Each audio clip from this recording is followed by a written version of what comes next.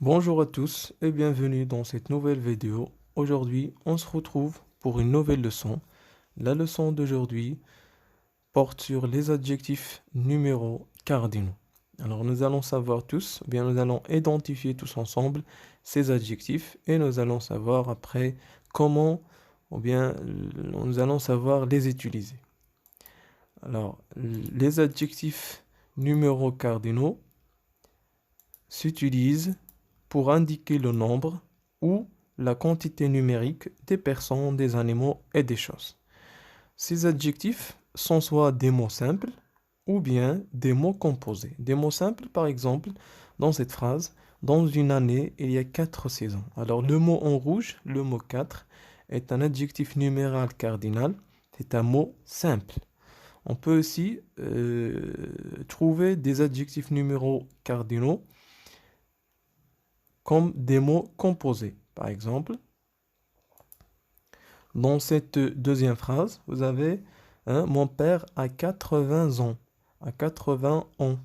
Alors, mon père a 80 ans. L'adjectif numéral cardinal ici, c'est 80. Alors, vous voyez ici que ce mot est un mot composé de deux nombres, 4 et 20. Et vous pouvez aussi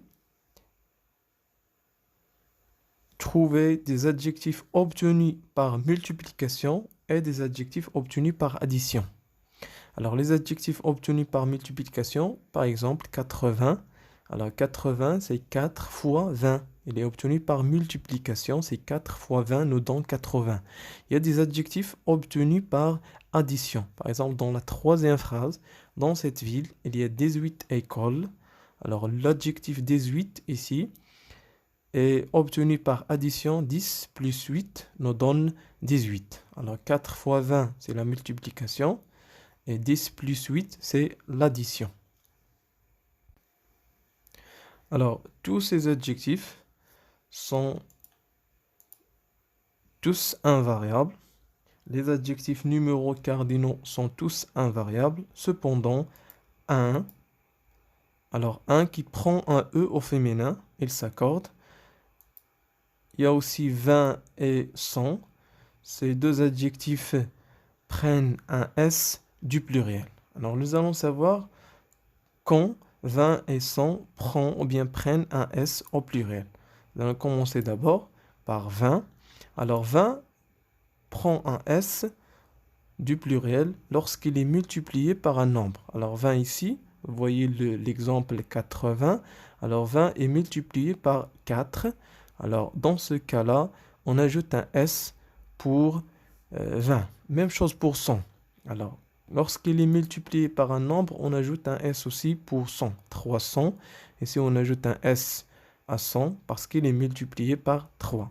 Mais dans l'exemple suivant, vous voyez que 20 ne prend pas un S. Pourquoi? Alors, 20 ne prend pas un S lorsqu'il est multiplié par un nombre et suivi d'un autre nombre. Alors, vous voyez 86. Alors ici, 20 est suivi d'un autre nombre, c'est 6. C'est pour cela qu'on n'ajoute pas un S. La même chose pour 100, même règle pour 100. Alors 304, vous avez vu que dans le premier exemple, 300, il a eu un S. Mais ici, on n'a pas ajouté un S. Pourquoi? Parce qu'il est suivi d'un nombre, c'est 4. Alors pour 1000, à noter que 1000 est toujours invariable. Exemple, 2000 ans. 2000 ans, alors 1000 ici ne prend pas un S, alors 1000 est toujours invariable. Les adjectifs numéros cardinaux sont coordonnés par et ou bien par un trait d'union. Par exemple, par un et, 20 et 1, 60 et 10. Alors, on peut aussi dire que le numéro composé prenne un trait d'union. Ils prennent un trait d'union. Mais vous savez que dans l'orthographe traditionnelle, il y a une règle de trait d'union. Alors la règle, ou bien les numéros composés qui prennent un trait d'union seulement entre les nombres qui sont inférieurs à 100. Alors ça, c'est ce qui concerne l'orthographe traditionnelle. Mais aujourd'hui, on peut, alors ce qui concerne l'orthographe traditionnelle, alors la règle dit que les nombres ou bien les numéros composés prennent un trait d'union si et seulement si ils sont inférieurs à 100. Seulement inférieurs à 100, 18, 19, 80, 70, etc.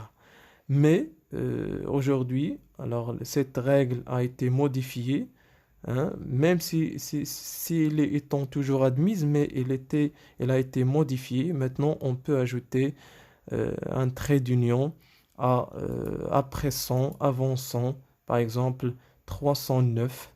Hein. Alors, on peut ajouter un trait d'union aux centaines aussi. Alors, j'avais dit que dans l'orthographe traditionnelle, on ajoute seulement un trait d'union aux dizaines, aux unités et aux dizaines, mais maintenant on peut ajouter un trait d'union aux centaines aussi. Nous allons passer maintenant à appliquer ce qu'on a vu lors de cette leçon.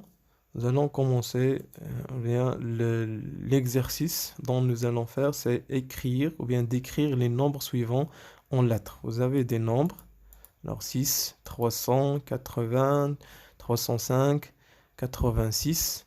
Alors je vous demande ici d'écrire les nombres suivants en lettres. Nous allons commencer par 6. Nous avons dit que 6 est un nombre invariable. Alors il s'écrit comme ça. 300, ici, il contient 3 et 100. C'est un mot composé. Alors 100 ici est multiplié par 3, par un nombre qui le précède. Alors on doit ajouter un S.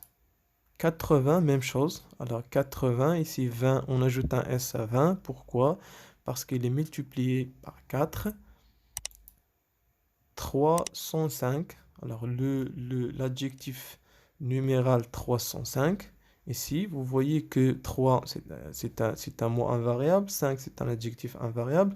100 ici, ne prend pas un S. Pourquoi? Parce qu'il est suivi de 5. Même chose pour 86. 4 est invariable, 6 est invariable. 20 ici, hein, ne prend pas un S parce qu'il est suivi d'un nombre. C'est le nombre 6. Alors j'espère que vous avez saisi ce que je viens d'expliquer. Merci pour votre attention. J'espère vous rencontrer pour plus tôt, Inch'Allah.